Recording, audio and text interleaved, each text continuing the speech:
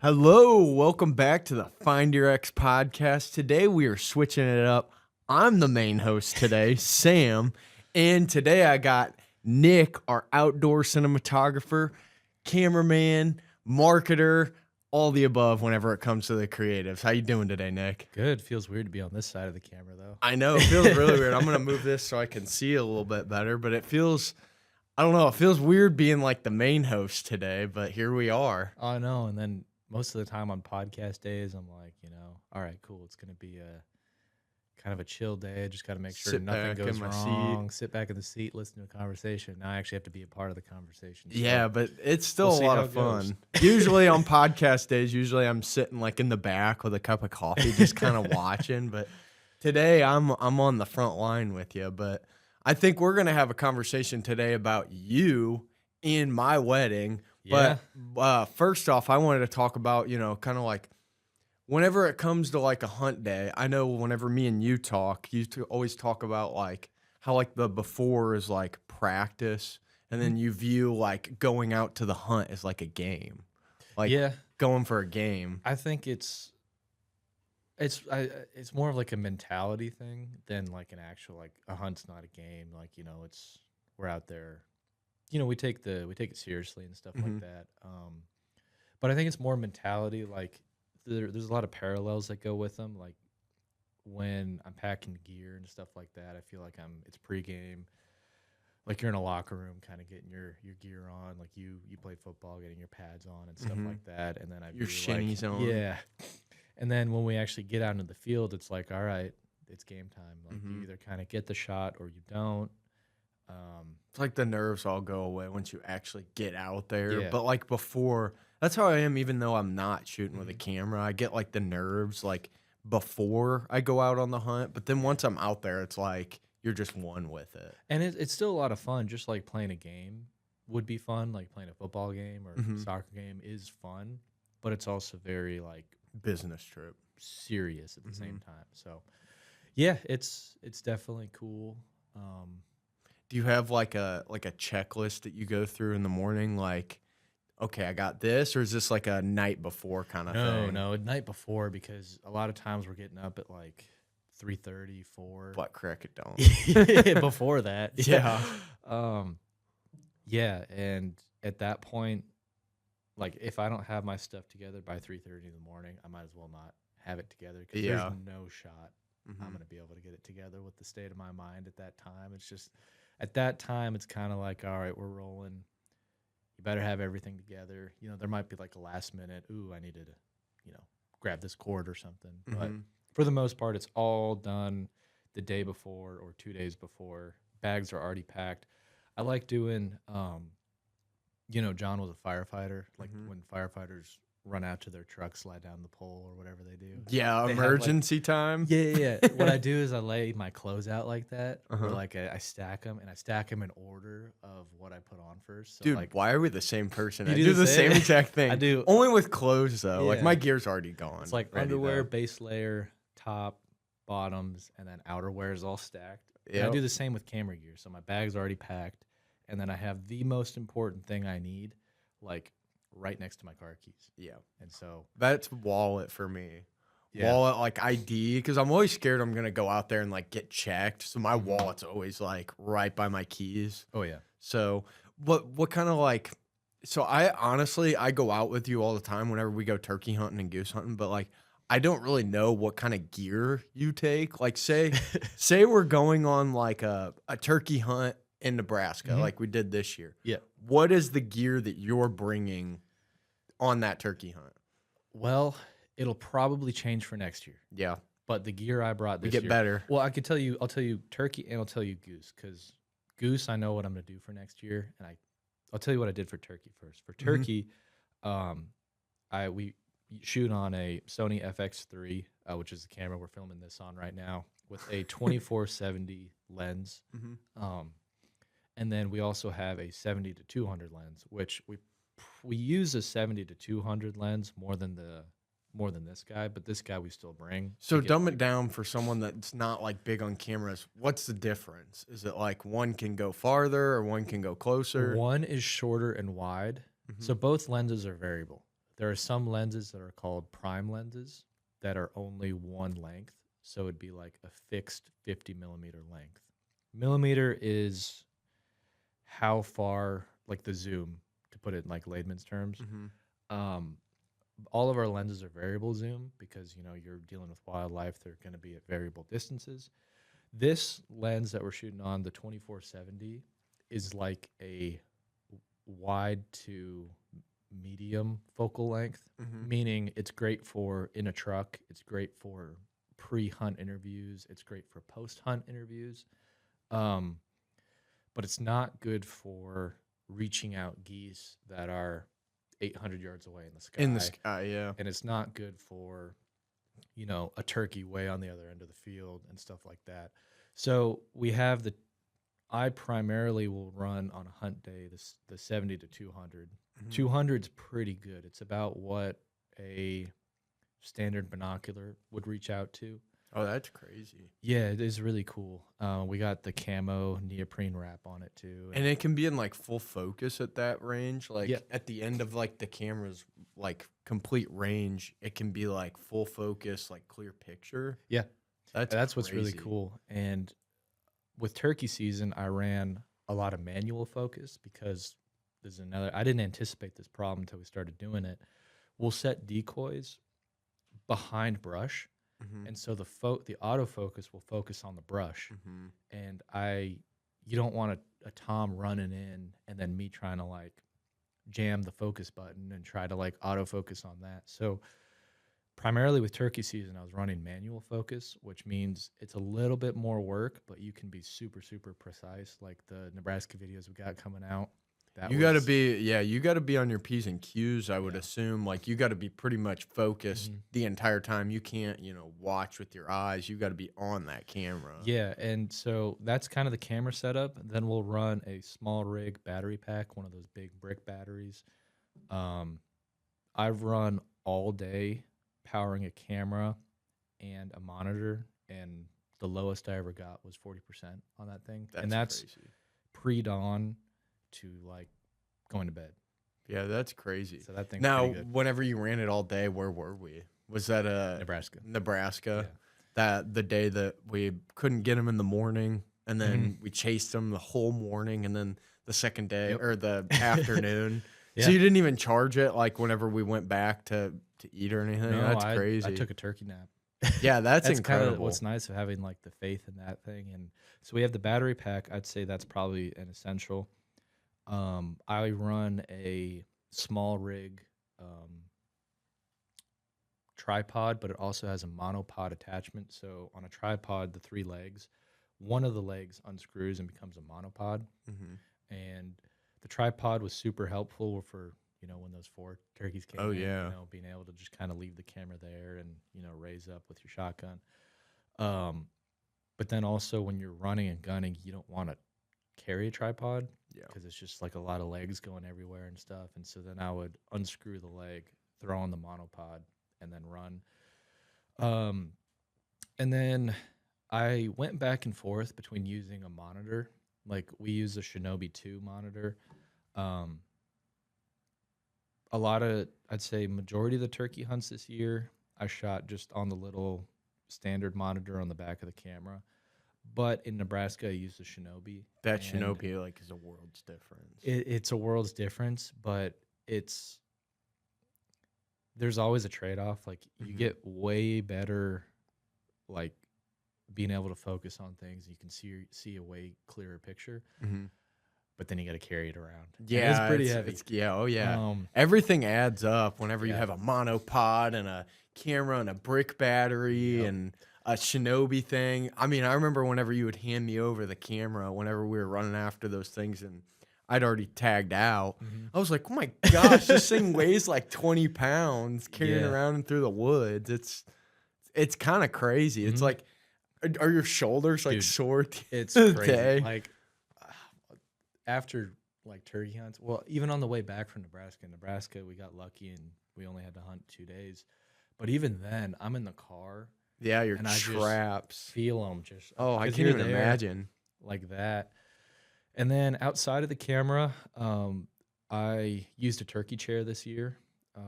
That was, thing's clutch. was a big fan of that, especially being especially being a cameraman. It kind of elevates you, and so therefore I'm able to get a little bit above the brush. And then another thing which came in really in handy is we used a ghillie blanket. So I would literally throw the ghillie blanket over me and just have the lens sticking out of the ghillie blanket, and I would be watching things off of the Shinobi monitor or the camera monitor, and I put a little piece of Velcro around the camera so that the ghillie blanket could stick to, and so I would literally be full cover, and then I could like a play with the sniper. focus. Yeah, exactly. And then, but it allows me to run manual focus. I can do these actions. I can play with the settings on the camera while the Without turkey's being seen there, which I did on every turkey we shot. I had to do that.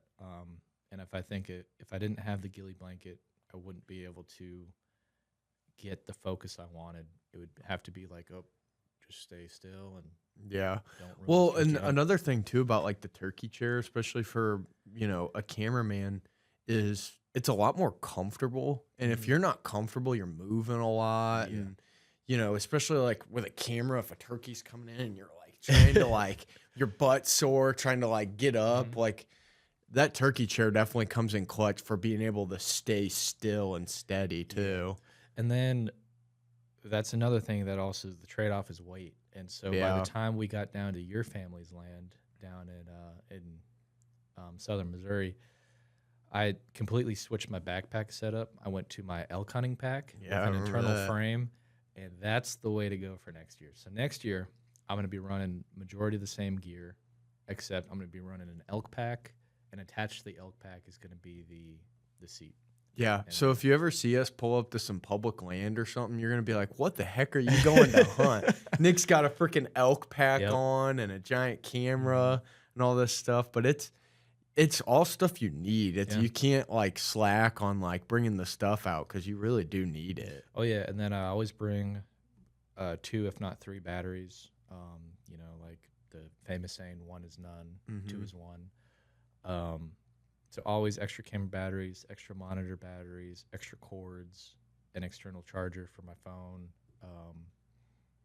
And that stuff is where the weight really comes in. And then as far as like what I'm actually wearing, I'm gonna change that up for next year. I'm going light and thin, which is expensive. I'm gonna get one of the name brand camos. I think one of my favorites to wear is like just wearing like a short sleeve shirt underneath like a mesh jacket. Yeah. Like those little leafy suits. I feel like the wind goes through it, but it really sucks because it's like spring is tough because it's cold in the morning and then it heats up, especially like in Nebraska. The day we shot 4, it was like 28 degrees in the morning and it got up to like 70 degrees. Yeah. So it's like you kind of have to pack for all of it, and it's like you're just heavy weight the whole time, and it's tough to know which one. And turkey hunting's like elk hunting, and if you're on something all the way from morning to afternoon, you're wearing the same thing. You don't get a chance to shed. It kind of sucks. Absolutely. And then for goose season, a lot of the camera is the same, except it's the same. We'll run the 7200 lens, but we hunt out of pits most of the time. And when we're in a pit, really nice. My the tripod I have folds into 90-degree angles, meaning the legs, they're normally like this. They'll fold out to 90 degrees, and the stem will come up. I'll put that over the pit lid, so you can literally just leave the camera there, and then we'll run a tan-colored ghillie blanket over me, and I'll still be watching out of the Shinobi. We played with a lot of stuff. Yeah, Nick, we made a goose helmet. Yeah. We had a ghillie suit. We played with a lot of stuff during the goose helmet will come back next year. Yeah. John was saying, even though I'm wearing a ghillie suit, I need to put the goose helmet on. And I was like, that might be a little too much.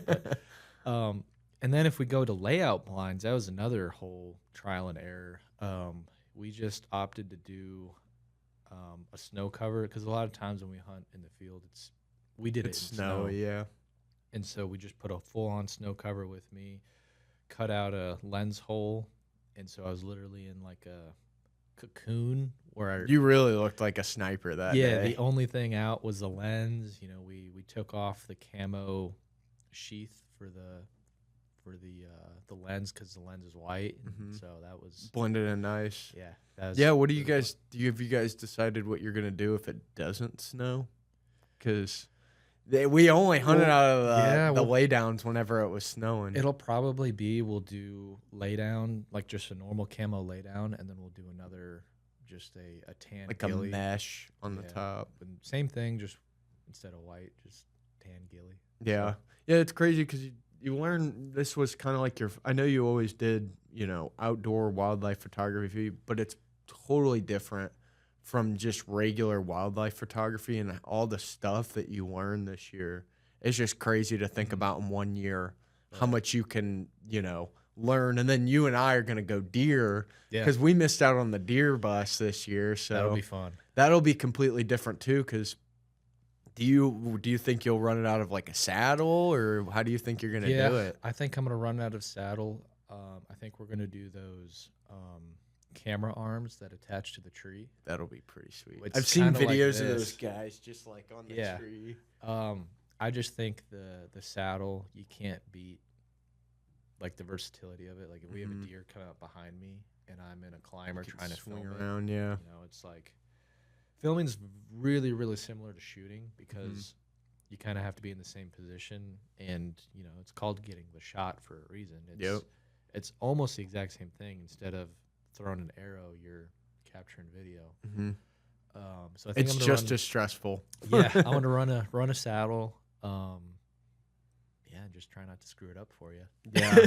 Yeah, well, I feel like deer is totally different than, turkey, especially because, you're up in a tree. You can get away with a little bit of movement, whereas like turkey, I feel like, you're ground level with them. You're in the brush, but deer, if they're not looking, you can kind of move a little bit because like, you can get away with stuff with the bow. And I feel like noise, they are like, if you make any type of noise, like I remember I was in my climber and I stepped to like stand up and it creaks and they just right at me. I'm like, are you kidding Yeah, me? they can somehow pinpoint it. I mean, their ears are insane, and this might be a hot take, but what I found with scent, like I play the wind and stuff when I'm deer hunting, but I think if you keep your clothes washed, because if you think about it, if you're like, say you're in class with somebody and one of the kids doesn't take care of his hygiene, you can smell his BO from across the classroom. Yeah. But that kind of neutral, I don't use a lot of detergent during hunting season, but I think just eliminating that body odor and just trying to keep things clean, Yeah. I found has worked really well. I've been able to get in really close with deer, even though it's not the best wind situation. I just think eliminating that kind of hot BO Yeah. has worked really well. That's me. really hard early season. Very hard. Yeah. I was gonna say I'm kind of the same way. I don't really I know a lot of people use like those scent jammers or they use like, they try and like be like wood scent. And I'm not trying to like hot take on the podcast today, but I play the wind because I don't really believe you should like just eliminate your scent because I think that's impossible. I do too. Because it's literally you're a human. The one reason we've survived is because we smell like crap. Like that's just nothing wants to eat a human because we smell bad. But if you just can learn to play the wind and like you said, just keep your clothes clean, I think you're golden. Well, and also too, what I found with that scent stuff is I fell for it. Not that it's a trick. I'm sure it does work for some people, but when you're doing like public land or you're on private, but you have to like get out to what you're doing, or you're in a climber, I'm in a saddle, you're gonna move. And yeah, you might spray yourself down at the truck, but the moment you start climbing a tree on September 18th, when it's 95 degrees out and it's 3 p.m., that stuff does it's nothing. out the window. Just put on deodorant, try to make yourself not get that hot BO. Yeah. And you're good. see what happens. I wonder too, there's companies that sell those it's a company called HECS and they sell this stuff that you put on and it like eliminates your like nervous energy. I wonder if that actually helps too. I don't know. I think it does, and I think that technology, I could be wrong. Tell us in the comments. Yeah. I think that technology came from like scuba diving and free diving and spearfishing, where I think fish are a lot more keen into those like electronic pulses that come from your body. Well, And I that's think it was interesting. developed in that area, and I've seen it. I've been really, really interested in that stuff too. I But have it's been too. It's bit I always expensive. I see them at shows a lot, Yeah. and I've always been interested, um, in kind of how it like works. But I don't know. I have a lot of deer encounters, and I do feel like sometimes if I'm more nervous, like say a buck comes in, Mhm. I do feel like they can feel that like I'm there.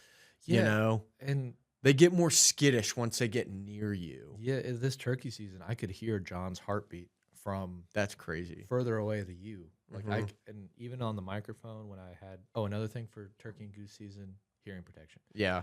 I I know some people don't run it, but the camera is head level with everyone's shotgun, Hmm. and if I'm going to be around hundreds of shots a year, I need hearing protection. So wear your hearing protection. I run just basic skull candy headphones, but I bought like memory foam, um, like buds to put Hmm. on it, and so. It But helps a lot. anyways, we were talking about the HECS systems. Yep. What were you saying again? I'm sorry. I can't Before I even. went on No, that you're tangent. fine. I think I was saying like whenever a buck comes in, I can feel, Oh, or yeah, like I yeah. feel like they can feel that I'm there because you Mhm. watch them walk in, and the whole way in they're just kind of like eating, Yeah, yeah. and then they get up on you, and it feels like they can start to feel you once they get about Mhm. like 40 yards in, Yeah. and they start getting more weary. I feel like, Yeah, there's like an aura that goes in the woods in that like general area. yeah, where, and they're like, something's here. Yeah. You know what I mean? Like I just feel it. Oh man, I'm getting excited. I know I am too. I've been 3 more months. Isn't that crazy? I know once June hits though, because this is my third year deer hunting. Mhm. So like now I'm starting to get like that itch once June hits and Yep. turkey season's over. My mind's like on deer now. Mhm. And like I'm starting to get that feeling of like, July I put out my cameras. Mhm. August I start like cleaning up trees and stuff. So I'm starting to really feel it. It's coming. We're very blessed in Missouri that our season runs from September 15th all the way to Yeah. January 15th. Absolutely. Like that's Yeah. crazy. That's a long season to be shooting a bow. Mhm. But I'm hoping to get it done this year. I'm hoping to finally get my first buck. I think you will. I think do we'll, too. We'll set you up as best we can. Got a lot of people rooting for you, so Oh, I we'll appreciate make that. it happen. I think one so way or too. another. Well, this could be my year of like first because I got my first Missouri bird. Hopefully, I can get my first buck. I've got a couple does, Yeah. but Unless got we to get on break the camera. ice. Yeah. Now it's gonna up the stakes for the camera out there, but I'm definitely getting the itch. Mhm. Do you think you're gonna go out a lot? As much as I can. Yeah, I'm the same way. I'm hoping. know? I'm very blessed. I have a spot that's like literally 15 minutes from my Mhm. house. That saves life. Yeah, I think that I just call it like stacking days. The more days you stack on, the more odds something's gonna walk in front of you. Mhm. And I'm Especially a with huge deer meat guy. Oh my So gosh. as long as it's legal, and no, I'm not gonna shoot a fawn.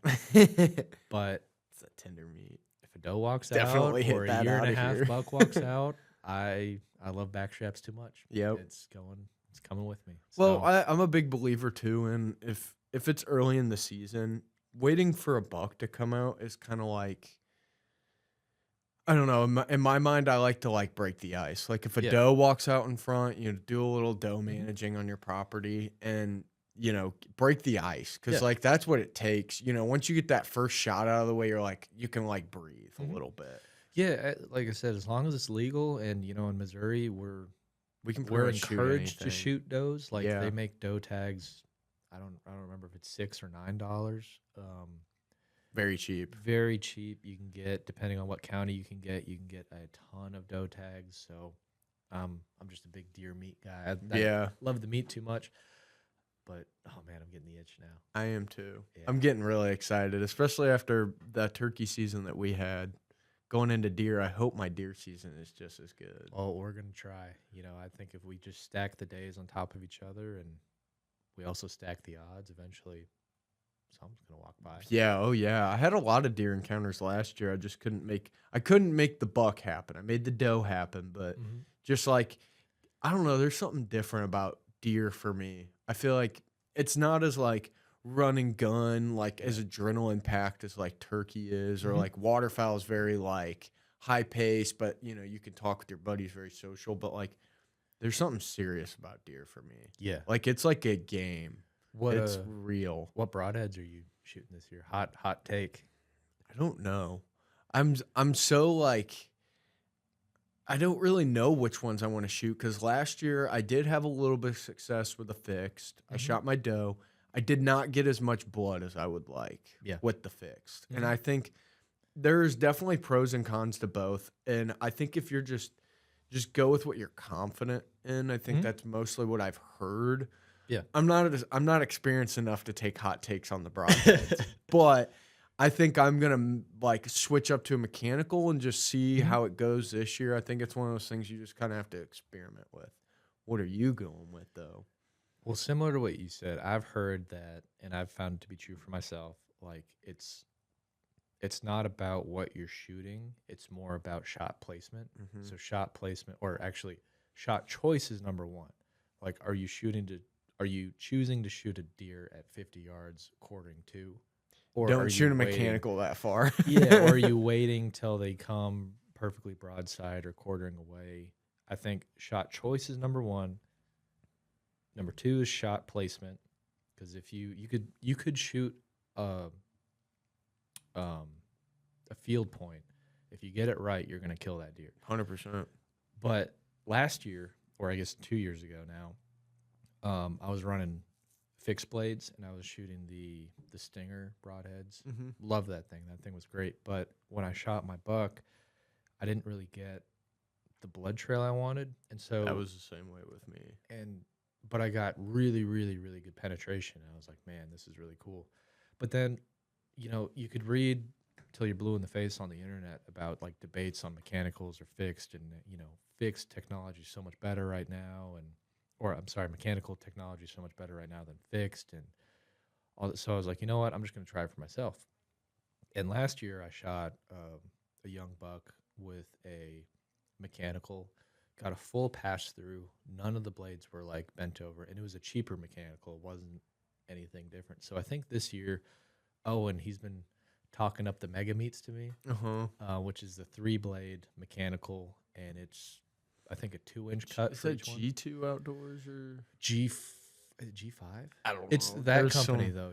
Yeah, like G5 Outdoors or something. I shoot the Montex that are by them, the fixed ones.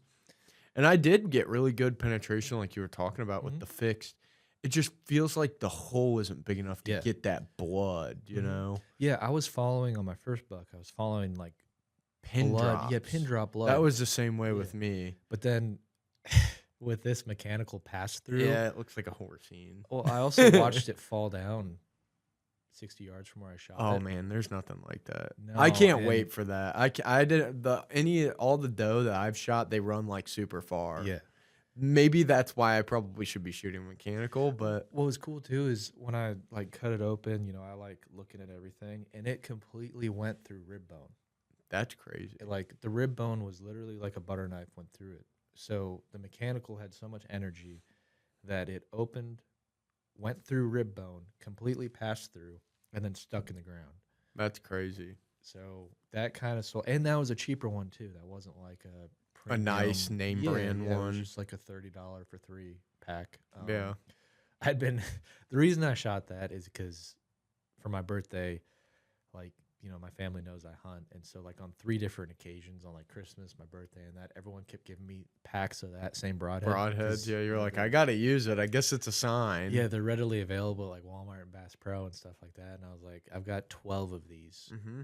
It's hard. Well, like you said, Yeah. cheap or not, if you have good shot placement, Yeah. I mean, you will get a harvest Mhm. if you're good at your shot and you take your time. That's my problem, is taking my time. Yeah. That is definitely, I feel like no matter how much training I do, it's like once that moment comes, I'm just like, all right, send it, you know? Well, speaking of big moments, how's married life? Well, married life is no different. We've been together for today today is the 5th. I can't remember. Yeah, 4th. We're coming up on our 9-year and 8-month here in like a couple days. So it really hasn't changed. It's been the same since we were like, well, obviously our dynamic has changed since we were 15, but we've been together since we were 15. And I would say married life is no different, but that day was definitely different. It was really cool. I don't think we could have been blessed with any better weather. Sorry, I always mess that up. Better weather, but like it was like 68 degrees in the morning. We went fishing. The land that we had was really cool. Obviously, I didn't get to go fishing with Macy, but I went with all my dudes. Yeah. The property we were on was really cool. It had like a 7-acre lake. I don't know if that's true, but it was a big lake. And we went fishing. We caught a lot of fish. We probably caught like 15, bass. Yeah. Nice fish, couple of bluegill. And it was a lot of fun, chill. We got ready for it and everything in the cabin. They had these little cabins on the property. But it was not hot. It wasn't cold. It was like perfect temperature. So being in a suit wasn't like I was like in an inferno. Yeah. And, it was overcast all day. And as soon as the ceremony started, literally as soon as like we were walking down, the sun popped out like just beautiful. right. It was like perfect. That was awesome. It was really cool. And then the ceremony couldn't have been any better. Walked back up. Macy and I did our first bull ride on our mechanical bull, and the bull was a freaking hit, man. Yeah. It was cool because, a lot of weddings, and I'm not judging other people's weddings. I love going to all types of weddings, and I think they're so much fun. But I feel like we like divvied it up from like if you didn't want to dance, we had, yard games, and there was the mechanical bull, and then there was a dance floor at the end of the night, which was a lot of fun. But I definitely couldn't ask for a better day. No, that was and a better woman. I will say that too. That was a lot of fun. That was good food too. Yeah, it was. Wedding food is kind of shout out to Dean's. That was good. Yeah, that was my one of my best friends, Jack. That's his uncle. He does the catering, and he crushed it, man. So we definitely couldn't have went any better. We were happy the pictures turned out awesome. Our photographer killed it. Yeah, but I mean, she had like the perfect shooting conditions, like overcast, like all day. We had like beautiful blue water to shoot pictures of, and so it was awesome. Absolutely. It was really cool. Yeah. Well, congratulations again. Thank you, man. Married life right here, man. So we're excited for the next chapter. We're excited to, start doing shows again. We've been on a break. We, take a break for turkey season, but we really wanted to, take a break this year in May so that we could do our wedding and, focus on our wedding. But we are excited to get back to doing shows. We got a show here in 2 weeks. 2 weeks, I think. Tailgates and Tallboys. Tailgates and Tallboys, one of my favorite ones of the year. I've heard big things, so we'll see. Yeah, it's a lot of fun. I'm definitely excited. I get like certain things, like I get the itch for, hunting season, but like whenever I've taken a break, we do so many shows, and like some people are like, oh, don't you get sick and tired of the shows? I'm like, I love the shows. Yeah. I mean, getting to travel and go to the shows is, I have to call that work, going and setting up at a country music festival and selling clothes, like with your family too. Yeah, with my family and, all my friends, like you and Owen, and Owen won't be able to make that one, but like it's a blast. It's so cool. We all, stay in a camper and hang out together all night and all day. Yeah. Hope you don't get sick of me, but it's so much fun, but I'm definitely getting the itch for it. So yeah, that'll be fun. Hometown show, pretty much. Yeah. In Illinois, that's home turf. Yeah, it's only 3 hours away. Yeah. So last year we had like a shipment come in to our house while we were at Tailgates and Tallboys, and I was like, I feel like we need all this stuff because it was our River Camo button-ups and our River Camo shorts, and we hadn't had just River Camo. Yeah, just some River Camo, and we hadn't had the River Camo in yet. That was the first time that we had gotten it in. I was like, we need to go back. Someone needs to go back. And I was like, I'll go back. I'll drive 3 hours, both ways. I'll go see my dogs. So I drove all the way back, counted everything, packed it all in the truck, and drove all the way back. can't beat being 3 hours How's the away. stock levels for this year? We good? Oh, we're packed up, man. Let's go. I've been so sometimes like I don't get like all the time in the world to like pack the trailer. Sometimes I have to just like throw stuff together and like wrap it up and let's go to the next one. But this one I really been taking my time and I'm meticulous about like what I'm bringing. Yeah. Especially after 5 years of like doing this. I know like what we're gonna sell at Bloomington. I know we're gonna go heavy on hats, you know. I don't know how the polos are gonna go. I think they'll sell really well here because we have like the red, white, and blue ones, but I think that'll kill it at this tailgates. What do and you Tallboys. think will be people's favorite hat this year? Oh, we have it right here. This one? Yeah, I was you gonna can't say that one too. You can't beat the rut buck. I mean, I No. think last year at tailgates and Tallboys, the #1 selling hat was the retro mallard, which at the time was like that was a cool. That was the hat. first hat I ever bought from Hurricane Marsh. Yeah, before that's- I worked at Hurricane Marsh. Yeah, that's so cool. Nick has a ton of little stories like that, but this hat I think is gonna be our. It's already been our #1 seller online, like by far. And then now, we'll probably sell out of it at this next show. that'd be awesome. Yeah, But yeah, and then that- the one you have on too, I think will do really good I too. think, I think weirdly, like I love wearing this hat, and I'm a guy, but I think women I think are that's love gonna this be. hat. I do too. I think that's definitely like not a girl color, but I feel like girls like those colors of like the It would suit a emerald girl, though. green and Yeah. like the bronze. Yeah, it's not too like aggressive for a girl to wear at a country music festival or something like that. Not Yeah. that some can't, but I think some hats are definitely more guy oriented. Oh yeah, especially And whenever so- there's like a picture of a turkey on it or Yeah, something. like- not discluding the females from turkey hunting, no, but not at all. but this is definitely going to be the #1 seller. I think that'll be #2, and then #3 the the old trusty drop tine, Yeah. the vintage drop tine.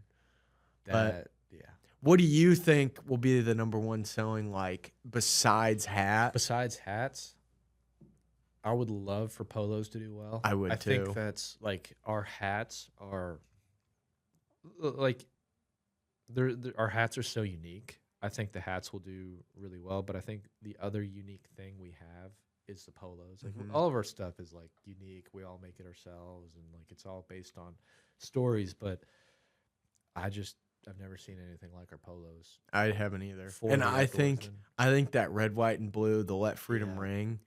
Last year we had like the whole tailgates and Tallboys like wearing our river camo button up. I'm envisioning like everybody wearing our Let Freedom Ring polo, like the red, because this year's just so red, white, and blue. It is. Because it's like the 250th anniversary of our country, and it's a red, white, and blue year. So I think that polo is gonna kill it at this one. Yeah, definitely. I want my vision to come true. So, Absolutely. but I think we're gonna wrap this one up. Yes, I sir. think we've had a good talk, but we appreciate you guys for watching. We're definitely excited to either see you guys somewhere on the road at either like tailgates and Tallboys at the next one, somewhere down the line. I know some of you guys have met us at shows, but we appreciate you guys for watching. Appreciate you guys for supporting.